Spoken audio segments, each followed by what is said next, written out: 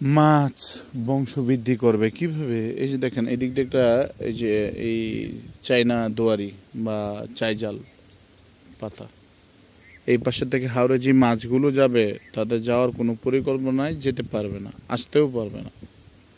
যাক, এই পাশে একটা আবার ঘুরিয়ে দেখায়, এই পাশ দিয়ে একটা, এই যে এই কোনাগুনি, এখান থেকে ওই পর্যন্ত 10টা জাল পাতা হয়, এদিক দিয়েও পাতা হয়। এই যে এখন মাছের ডিম পাড়ার সময়, বৃষ্টি হয়েছে, মাছ ডিম পারবে, এই যে পানি চলছে, এই পানিতে তো মাছ থাকবে। আচ্ছা, যাই হোক, এই যে দেখেন পরিবেশটা, এই যে অবস্থাটা, কথা বলবে কে? কথা বলার মতো কেউ নাই তো। আমি কথা বলবো, আমার পিছনে 10 জন লেগে যাবে। আর কত প্রতিবাদ করা যায় একে একে? আর কত প্রতিবাদ করবো একে একে, বলেন তো? যাই হোক, সবাই ভালো থাকবেন, সবার সুস্বাস্থ্য কামনা। সকালবেলা হাঁটতে বের হয়েছি, অন্যায় দেখলে প্রতিবাদ কেন যেন করতে মন চায়।